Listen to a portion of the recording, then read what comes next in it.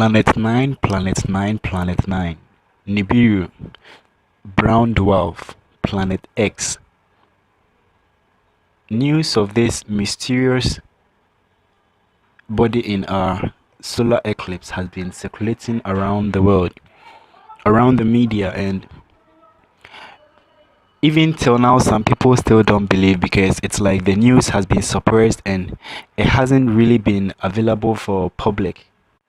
And not long ago, NASA announced publicly hoping for neighbors or people to help them find the ninth planet. It is believed, and so many people have also dedicated their lives trying to find out the truth about this planet X Nibiru.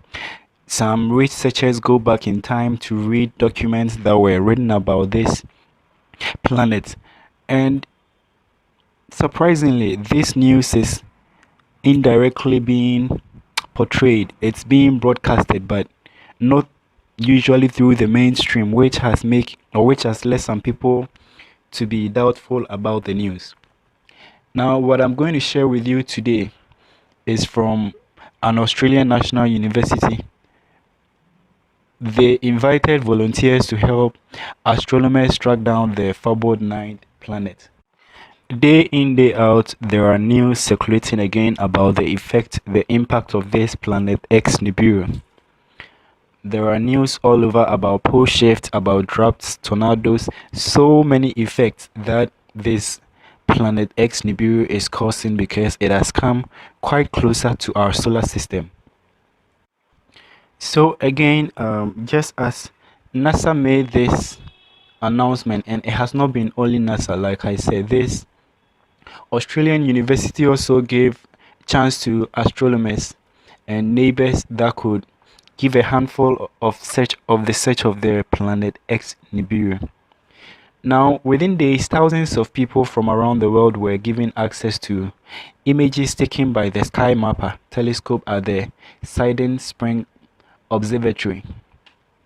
Now, what they had to do was examine and analyze over 4 million space objects, and 4 possible candidates for Planet 9 emerged. So, the moment they were able to come up with these 4 possible objects, one of them could be the Planet X, the team of astronomers they are being studied, and a little is known about them as at this moment that this video was made. The team of astronomers will now have to confirm whether any of the objects are in fact Planet 9 or not. Now, there was an interview which was held with Dr. Brad Tucker on Radio Sputnik, the research fellow at the Research School of Astronomy and Astrophysics, Mount Stromlo Observatory at the Australian National University, who explained the significance of this research.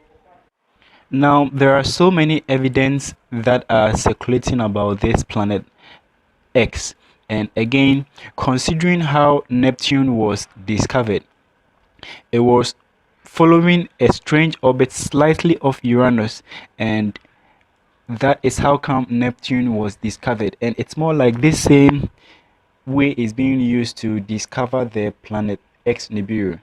So now we will listen to Dr. Tucker talking about why Planet X has been discovered, or why he thinks Planet 9 exists. Planet 9 is a way to solve the dwarf planet, so Pluto and the objects like Pluto, on the edge of our solar system, in that in order to explain their strange orbits, a large, massive object on the outside through gravity would explain this. So that's why we think Planet 9 exists. So essentially, we're trying to prove a negative here by looking at the way that other things are orbiting. We're trying to say, hey, look, it's not an elliptical orbit, and that's what could explain this? Yeah, pretty much. And in fact, this is exactly how Neptune was discovered. That in the strange orbit slightly of Uranus, a French mathematician said if you put an object here, Neptune, it would explain Uranus's orbit. And then sure enough, a year later, William Herschel went out and discovered Neptune. So we use the mass to point us where we should look in physics and astronomy.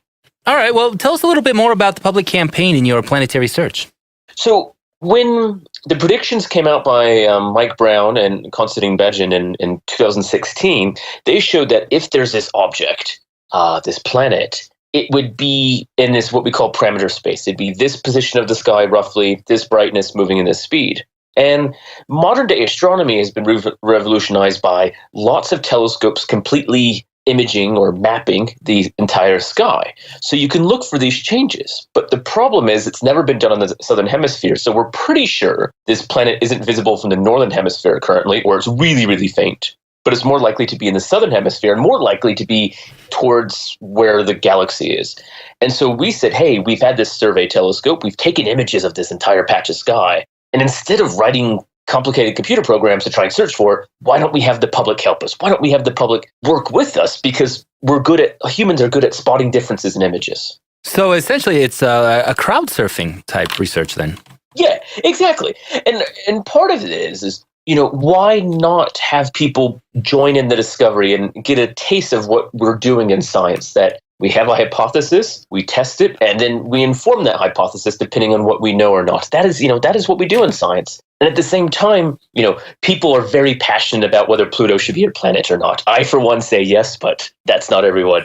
And we can invite people into this discussion to see that if this planet exists, it would explain why Pluto isn't really a planet because it doesn't control its own orbit. So not only can they be part of the discovery, but they can understand some fundamental things about our solar system and the universe themselves, all while making cool discoveries.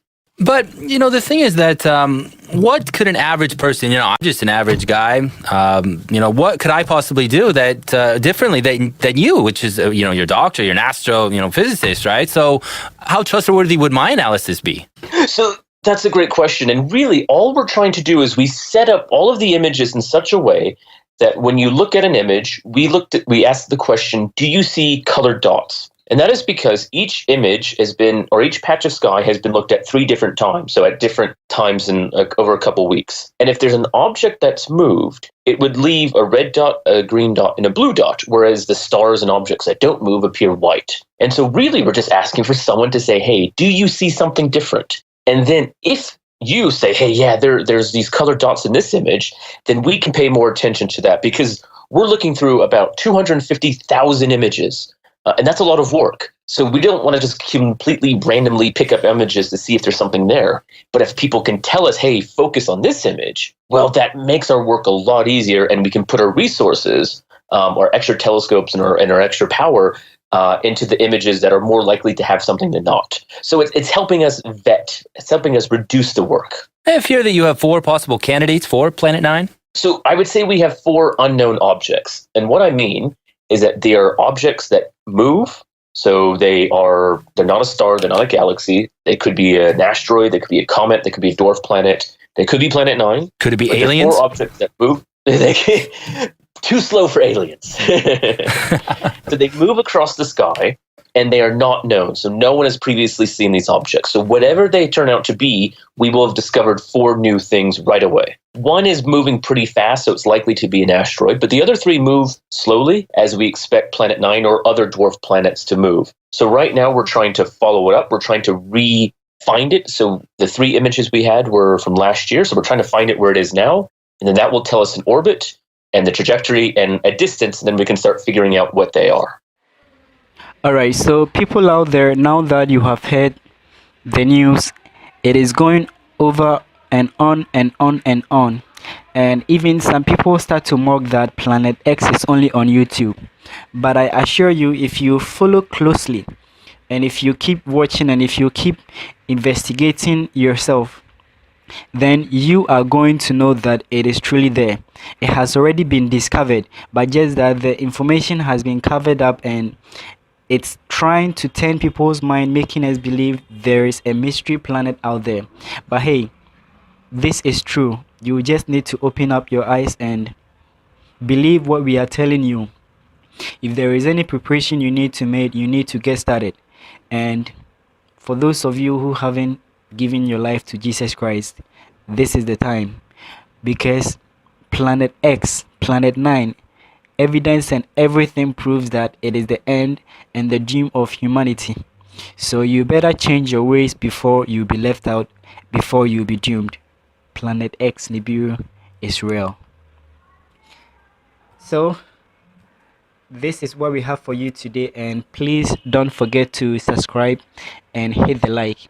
You should try and share videos like this so that people out there who do not know can also find out, and they can also hear the news.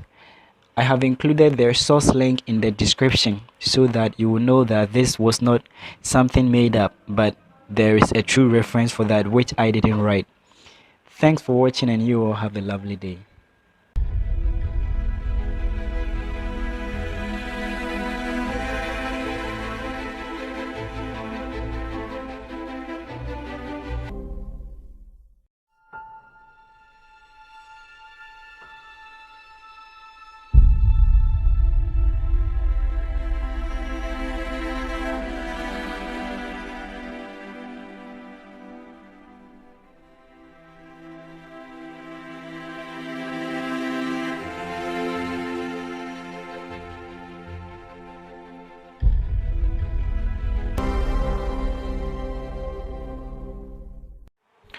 Planet 9, Planet 9, Planet 9. Nibiru, Brown Dwarf, Planet X. News of this mysterious body in our solar eclipse has been circulating around the world, around the media, and even till now some people still don't believe, because it's like the news has been suppressed and it hasn't really been available for public. And not long ago, NASA announced publicly, hoping for neighbors or people to help them find the ninth planet.